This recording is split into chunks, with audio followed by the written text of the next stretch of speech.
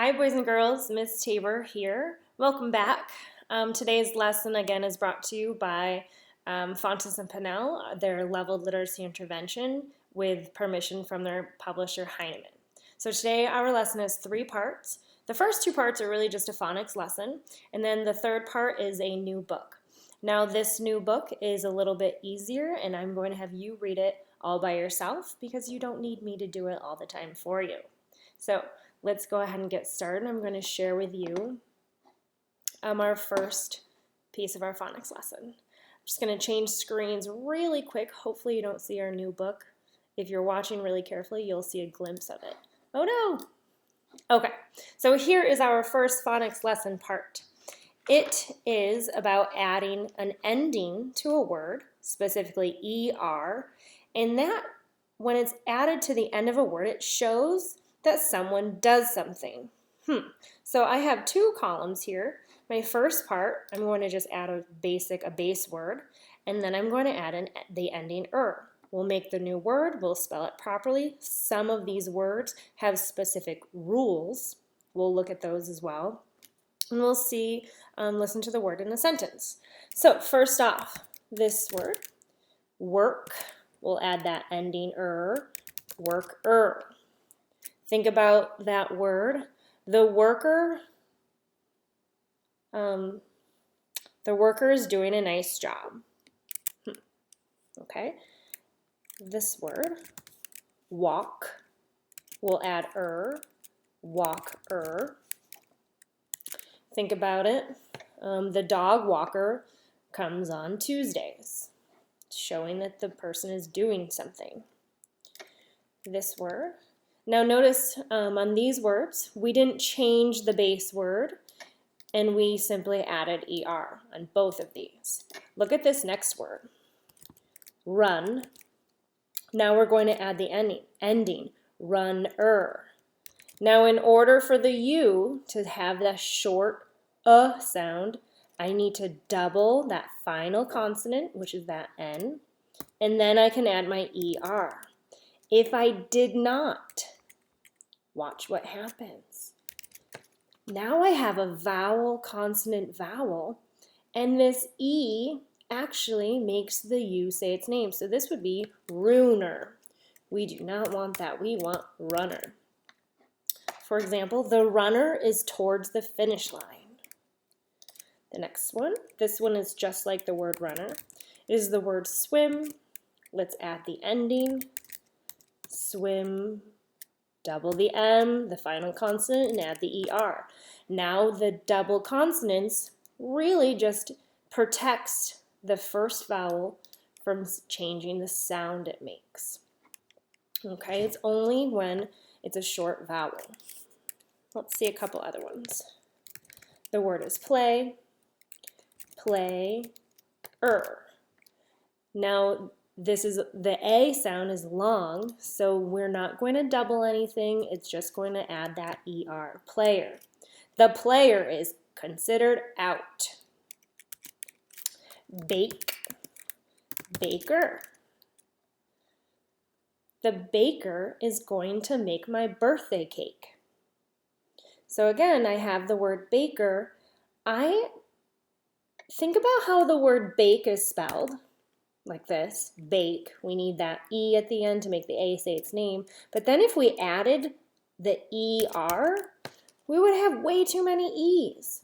So in this word, we really just add the R because the E is already there. Okay, so I want you to think about these words and notice in this first column, work, walk, run, swim, play, bake. They're all 1-syllable words. Listen, work, play, swim.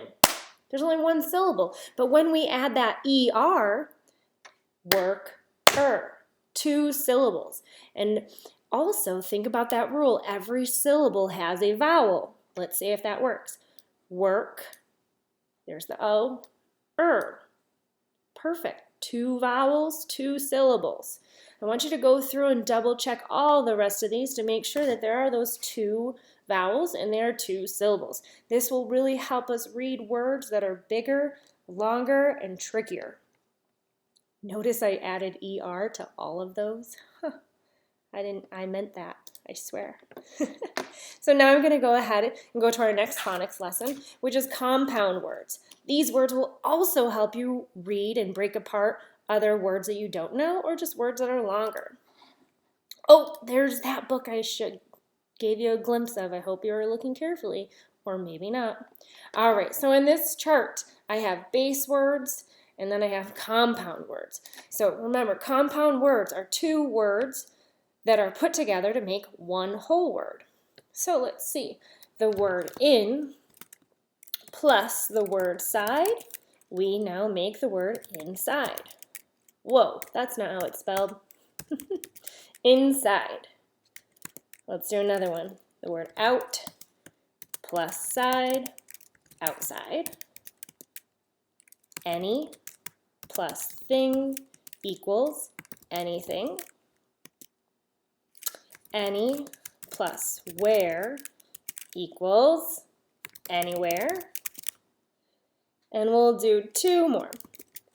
Every plus what thing, everything, and every plus where, everywhere.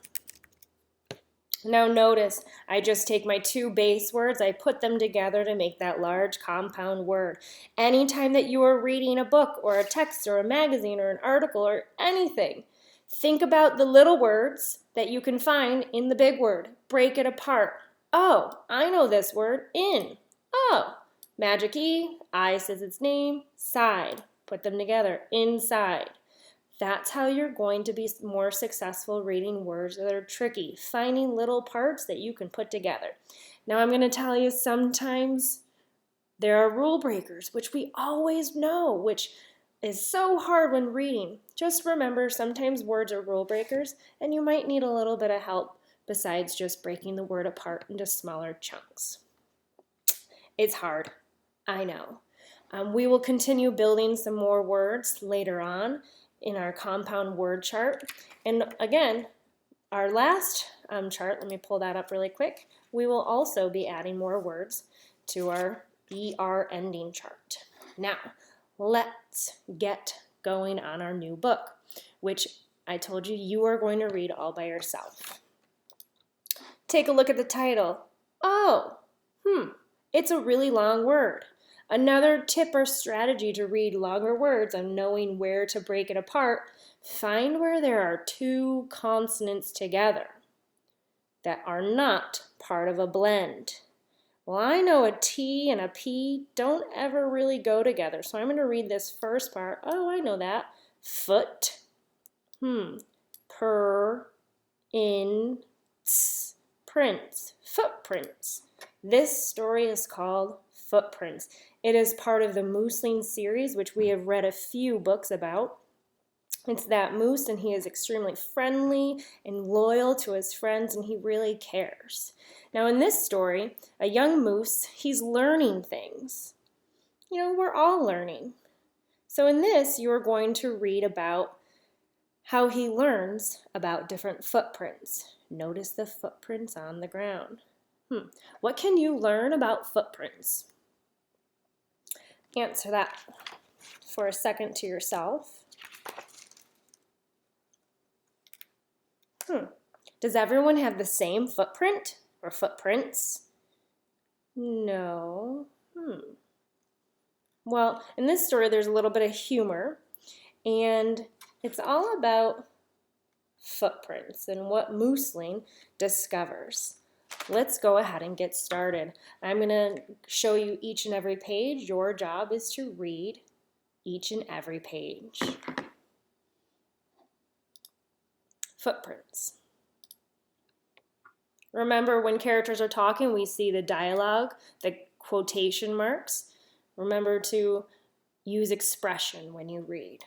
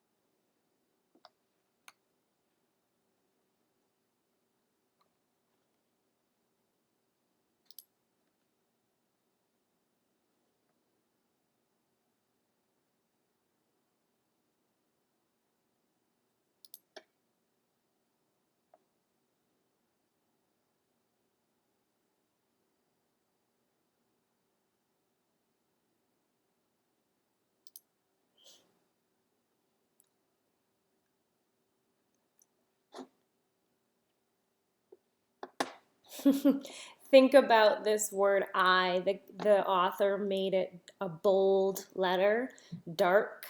Think about when an author makes words that are bold, they're really important. They want you to read them in a special way. Think about this one. I made those footprints, Moosling said. Then he laughed, and Hoot laughed too.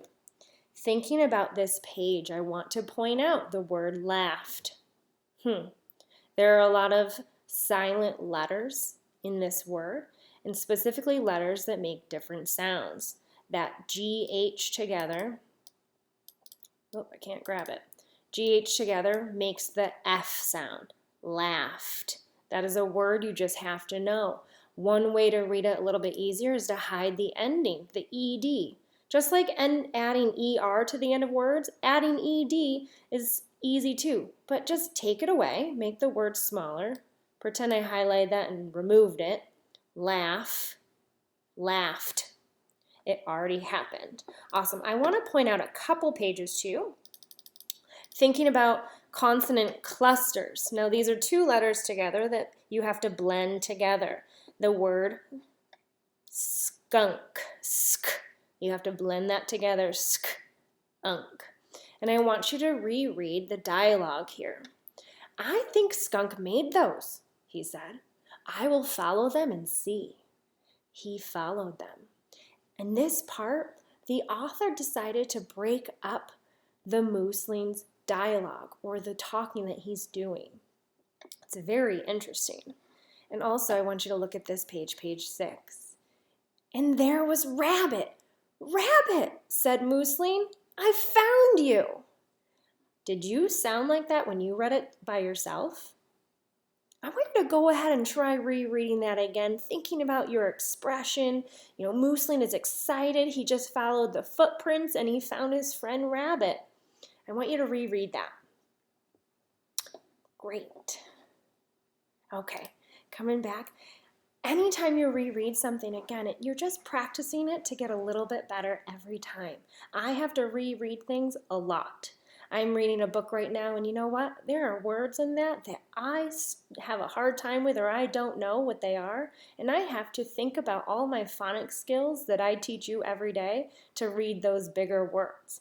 And you know what? It's okay that I have to stop and figure it out. But what's important is then you go back to the beginning and reread that sentence that your unknown word is in. So the next time we will continue our word work of our phonics skills, adding the er to the ending of words, and we then will finish our lesson reading a nonfiction story about a specific animal. So thanks for tuning in, and I'll see you next time.